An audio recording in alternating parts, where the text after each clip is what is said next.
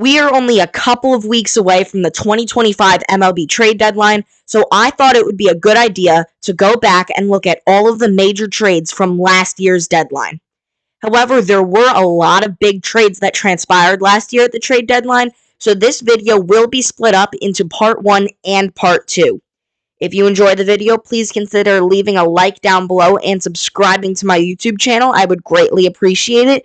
Now let's get into the video. The first notable trade leading up to the deadline was a slightly minor one, but the first one that people were actually talking about, and that was Aaron Civale being traded to the Brewers from the Rays for shortstop prospect Gregory Barrios. Civale ended up starting 14 games for the Brewers down the stretch, posting a 3.53 ERA with a 1.216 whip in 74 innings for the Brew Crew. In return, the Rays received Gregory Barrios, who is currently their number 16 prospect. After being in high A last year, Barrios started the year in rookie ball, but after 11 games moved up to Double A, where in 19 games, he is hitting .296 with no home runs and 10 RBIs at the time of recording. Next up is Phil Maton being traded from the Rays to the Mets for a player to be named later or cash. Maton was a key piece for the Mets bullpen down the stretch, posting a 2.51 ERA in 31 appearances for the Mets. However, he was not as good in the playoffs, posting an 8.53 ERA in 6 appearances. As for the return, there's not much to be said here, it's just cash considerations. Another reliever deal up next, and it is Hunter Harvey being traded from the Washington Nationals to the Kansas City Royals for third baseman prospect Caden Wallace. This trade transpired the day before the draft, so they also received the 39th pick in the draft. Now, normally you cannot trade draft picks in the MLB, but this pick was a part of the competitive balance A round, so that's why it was able to be traded. With that pick, the Nationals selected Caleb Lomavita, a catcher out of Cal. Harvey only pitched 5 2/3 innings for the Royals in the regular season due to mid-back tightness, and did not throw a single pitch for the Royals in the playoffs last year. In return, the Nationals got Caden Wallace, who is the 10th ranked prospect in the National system currently. Wallace has played 60 games this year in Double A and is not hitting well with only a 197 average and 5 home runs. With the pick the Nats got from the Royals, they took Caleb Lomavita, who is the number 8 prospect for them right now, and in 63 games at High A this year, he has a .283 average with 2 home runs and 26 RBIs for a .738 OPS. Our third straight reliever deal, and this one is AJ Puk being traded from the Marlins to the Diamondbacks for first and third baseman Davison De Los Santos and outfielder Andrew Pinter. Puk appeared in 30 games down the stretch for the D-backs, pitching to a 1.32 ERA in 27 1/3 innings. The first player the Marlins got back was Davison De Los Santos, who is the 11th prospect in the Marlins system right now according to MLB Pipeline. This year he has played 2 games at both rookie ball and low A, but has spent most of his time this year at Triple A, where in 45 games he's hit .244 with 7 home runs and 24 RBIs for a .723 OPS. They also got outfielder Andrew Pinter, who is the 28th prospect in their system, and this year at AAA he's hitting .283 with 4 home runs and 24 RBIs for a .736 OPS. The next trade is the first true blockbuster of the deadline, with Randy Arozarena being traded to the Mariners for outfielder Aiden Smith, right-handed pitcher Brady Hopkins, and a player to be named later. Arozarena, of course, is a former playoff hero for the Rays back in 2020, and in 54 games for the Mariners last year, he hit .231 with 5 home runs and 23 RBIs for a .733 OPS, so nothing stellar, but that is technically better than how he was performing with the Rays at the beginning of last year, as last year was kind of a down year for him. In return, the Rays got outfielder Aiden Smith, who is currently the number 6 prospect in Tampa Bay's system, and this year at High A, he is hitting .236 with 5 home runs and 28 RBIs in 48 games.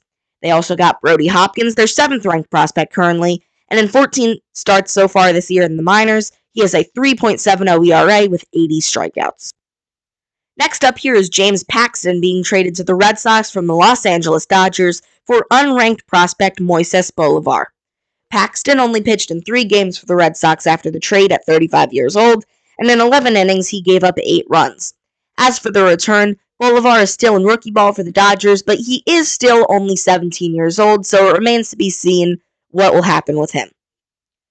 The next trade is a full Major League swap, with the Orioles trading Austin Hayes to the Phillies for Sir Anthony Dominguez and Christian Pache. Dominguez was a high-leverage reliever for years with the Phillies, making 15 postseason appearances with Philadelphia, and once he got to Baltimore last year, he made 25 appearances, pitching to a 3.97 ERA in 22 2/3 innings, and he also pitched in 2 games in the playoffs for the O's, throwing 1 2/3 scoreless innings. The Orioles also received Christian Pache, who played only 3 games for the Orioles and got only 1 plate appearance. The Phillies got back Austin Hayes in this deal, who played 7 years for the Orioles prior, and after the trade, he played 22 games for Philly, hitting .256 with 2 home runs and 6 RBIs. Yet another reliever deal. The Mariners acquired Yimi Garcia from the Blue Jays, and Toronto got back outfielder Jonathan Clase and Jacob Sharp. Garcia was great for the Jays last year, with a 2.7 ERA in 29 appearances, but after the trade, he was not as good, pitching to a 6 ERA in 10 games. As for the return, the Blue Jays got back Jonathan Clase, who played in 7 games for the Toronto last year, going 7 for 20 in 23 plate appearances. They also got Jacob Sharp, an unranked prospect who plays catcher as well as the outfield, and he's hitting below the Mendoza line at AA this year. Next up is the Orioles trading for Zach Eflin from the Rays for infielder Matt Horvath, right-handed pitcher Jackson Baumeister, and outfielder Matthew Etzel. Eflin is still, to this day, the highest paid free agent in Rays history, but with them out of the race by this point last year, they decided to trade him to a division rival in the Orioles, who ended up making the wild card with a 91-71 record. After the trade, Eflin made 9 starts for the Orioles, posting up a 2.60 ERA in 55 1/3 innings in Baltimore. He also started Game 2 of the wild card series for the Orioles, going 4 innings while allowing 1 earned run on 4 hits and only 1 walk to 3 strikeouts. The top-ranked prospect the Rays received is Jackson Baumeister, a 22-year-old pitcher who has an ERA above 6 in 10 starts this year for AA Montgomery. He is currently their 13th-ranked prospect. They also received Matthew Etzel, an outfielder who is hitting .230 with 5 home runs and 34 RBIs at AA this year, and he is the 26th ranked Rays prospect. They also got infielder Matt Horvath, an unranked prospect who has a 762 OPS at high A this year. The next move we are talking about also happened on this same day, and it was the Mets trading for Ryan Stanek from the Mariners in exchange for outfield prospect Rylan Thomas.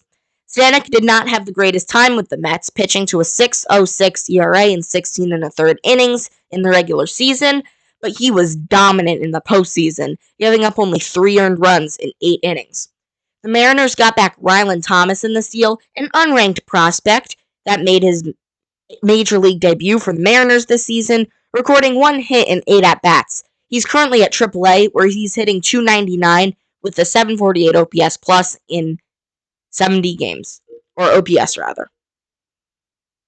Sticking in New York, this was a big move as the Yankees acquired Jazz Chisholm Jr.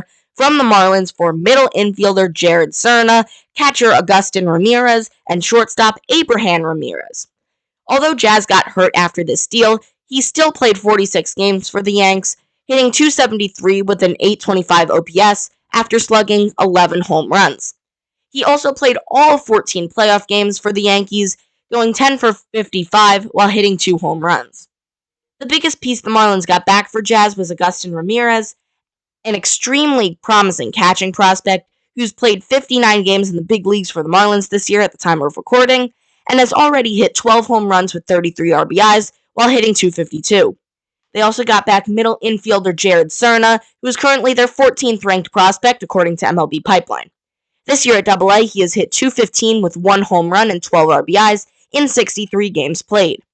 They also got back Abraham Ramirez, who at the time of the trade was expected to be a shortstop, but he's exclusively played third and second base this year for Low A Jupiter. At Low A, he's batting .239, and while he is yet to hit a home run up to this point, He has 30 RBIs on the year, which is good for a 666 OPS. The next big trade I would like to highlight is Danny Jansen being traded from the Blue Jays to the Red Sox for 3 prospects.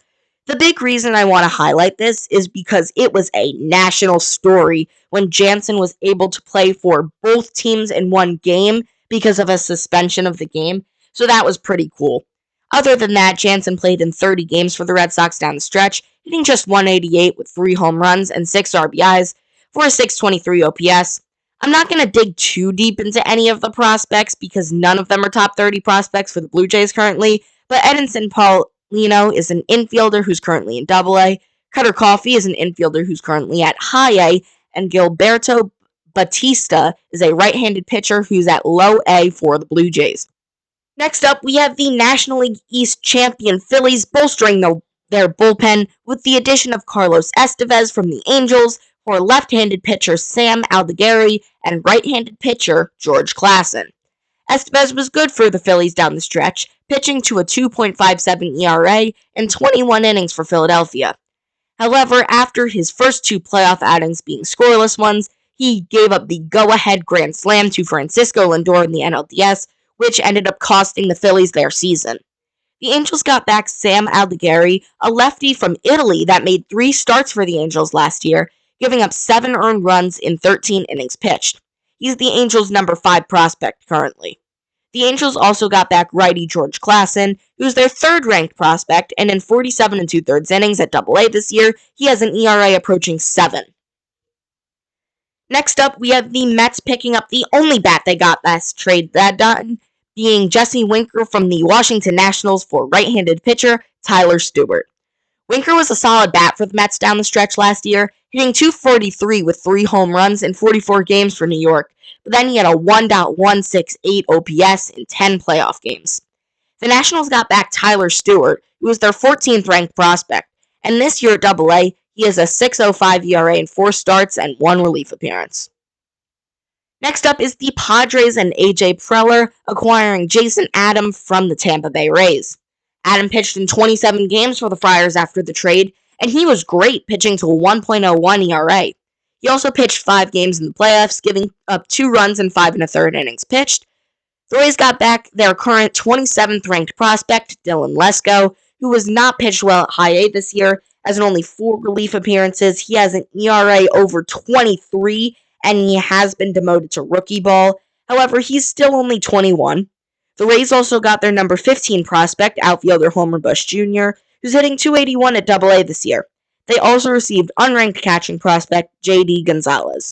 The next trade is Isaac Paredes going to the Cubs for Christopher Morel and 2 pitching prospects. After hitting 16 home runs for the Rays last year, Paredes has only hit 3 home runs in 52 games for the Cubs down the stretch, but he was a key piece in the Kyle Tucker trade. Alongside some pitching prospects, the Rays received utility man Christopher Morel, who had only a .547 OPS for the Rays last year, but is now starting every day, and he's starting to hit a little bit better. The final trade of the video is Michael Lorenzen being traded for the 2nd straight deadline from the Texas Rangers to the Kansas City Royals, and he was awesome in 7 games pitched with a 1.57 ERA. He also pitched 2 1/3 innings in the playoffs, giving up only 1 run. The Rangers got back lefter Walter Pennington, who made 15 appearances out of the bullpen for the Rangers last year, pitching to a 3.12 ERA. So that is going to do it for part 1 of this video. I hope you enjoyed it, and if you did, please consider leaving a like and subscribing to my channel down below. I would greatly appreciate it. Check out Around the Diamond Designs for great card designs. The link is now in my channel description, and I will see you all in part 2. Peace!